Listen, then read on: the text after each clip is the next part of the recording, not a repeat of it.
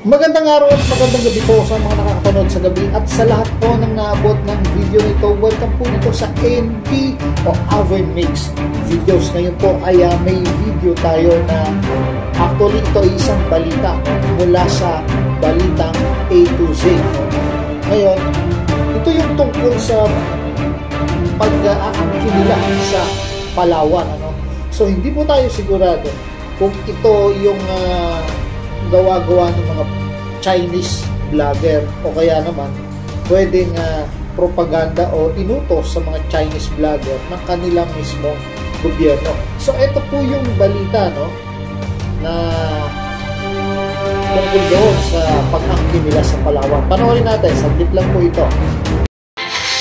Mariing inaalmahan ng Pilipinas ang panibagong disinformation campaign na kumakalat sa social media na nagsasabing bahagi umano ng China ang Palawan. Matagal nang inaangkin ng China ang ilang bahagi ng West Philippine Sea pero ngayon biglang nagkalat sa internet ang bagong mapang 9-9 ng China kung saan sinasakop na rin ang... So kung mapapansin nyo, umiikot doon yung barko nila. Hindi natin tiyak kung yung pag-ikot ng barko doon ay nangyayari ba talaga na aktual o kine-create lang nila itong misinformation na ito o wala naman talagang umiikot o creation lang ng mga vlogger o Chinese vlogger. So tingnan natin ulit. Isla ng Palawan. Teritoryo umano ito ng China simula Ming Dynasty. Kaya sa ex-post ng Philippine Navy vessel na PRP Sierra Madre, iginiit na ang Palawan ay dati ng bahagi at mananatiling bahagi ng Pilipinas. Matatanda ang ilang beses ng binuwertahan ng Philippine Coast Guard spokesperson si Commodore J. Tariela ang mga pro-China vloggers na mahilig magpakalat ng maling impormasyon ukol sa teritoryo ng Pilipinas. So, yung ikot po ng barko na yon, sinasakop nila pati yung tinatawag na Sulusi, Hindi lang yung bahagi ng Palawan, yung malaking karagatan pa doon papunta sa na yung Sulusi nga. So, kung mapapansin nyo doon sa video na yan, Chinese yung nakasulat doon sa itaas. So, kalat na po ito sa kanilang bansa.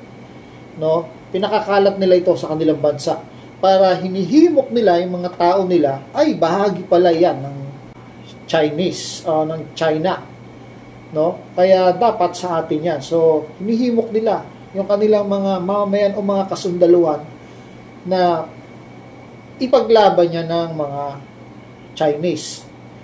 So para sa akin ito ay alarma po ito kasi bagamat misinformation yan ay malaking epekto yan na makaka-build up doon sa isip ng mga taong makakapanood. Kung sa atin nga nakakagalit na di ba? Kung sa ating mga Pilipino negative impact yan nakakagalit kung misinformation man yan o gawa-gawa ng Chinese vlogger.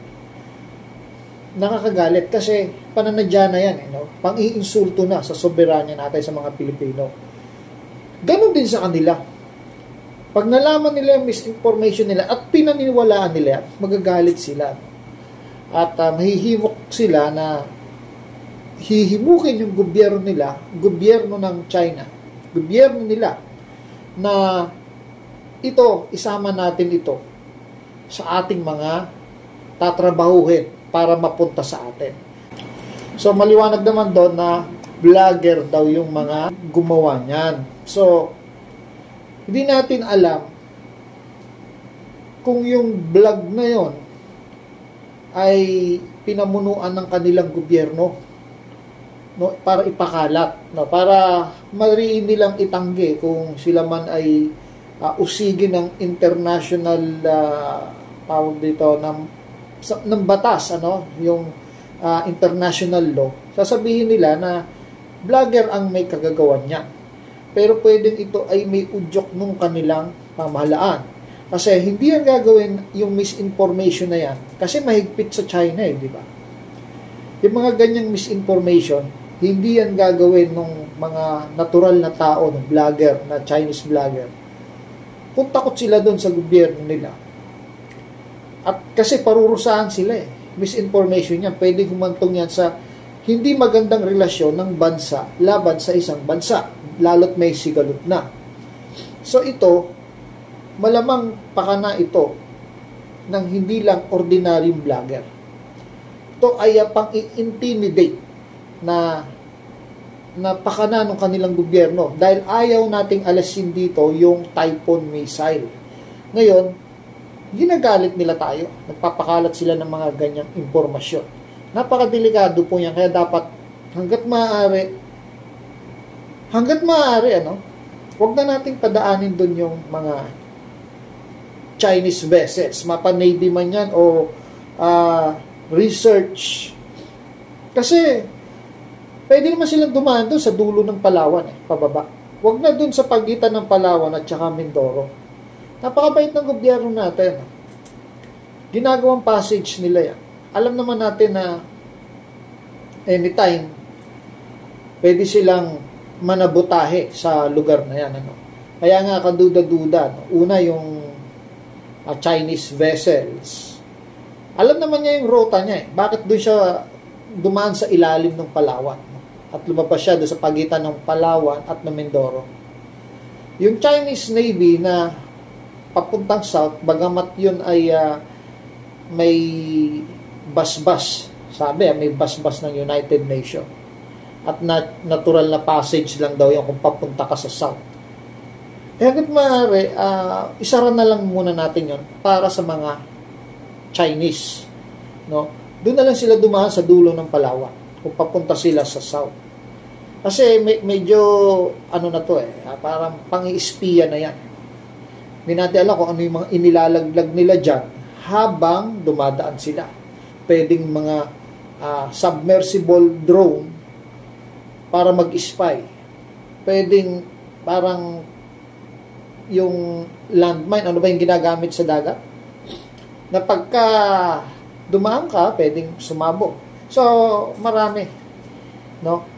Pinaka, na dito, yung mga tinatawag natin spy drones na submersible o mga submarine na pwedeng pakawalan habang dumadaan sila dyan. So, yun lang sa akin. Dapat ito tinututukan ng gobyerno natin na huwag na silang dumaan doon. No? Doon na sila sa dulo ng Palawan dumaan kung gusto nila. No, ang China po, halos kalat na yung barko nila sa pandigma at talagang hinahamon na nila. Pwede naman silang tinatawag na fire drill doon sa malapit sa area nila. Pero bakit nag-fire drill sila, nag-conduct sila ng fire drill sa loob ng EEZ ng Australia? Ano ang ibig nilang palabasin? Diba? Sa loob ng talagang alam kasi ng China na inis na sa kanila ang Australia. At ang nangyari, lalo pa nilang ininis o lalo silang nag-create ng isang intimidation move. No? Parang meron silang gustong mangyari na simulan nyo at tatapusin ko. Parang ganun. No? Naghahamon sila. Para sa akin, dapat talaga nababantayan ang kilos ng mga Chinese Navy. As long kailangan itaboy kagad sila, itaboy na. Para hindi na sila makaporma pa. Kung ito pababayaan ng mga bansa na makikita naman nila na expansion ang kailangan ng China. Yung ma-take over nila yung control na kontrolado na ng US noon pa. No, lalo lang gugulo, lalo lang magbabago yung sistema, lalong marami ang mangyayari. No? Ika nga nila, kung gusto mo ng kapayapaan, kailangan mo munang makidigma. Diba? Nakakamtan daw yung kapayapaan pagkatapos ng digmaan. Doon kasi malalaman kung sino yung susunod at kung sino yung mag-uutos. So, hanggang dito na lang po para sa akin, kailangan po talagang mabantayan yung mga aktibidades na ginagawa ng China. Ito po ang Awing Mix Videos. Maraming salamat po.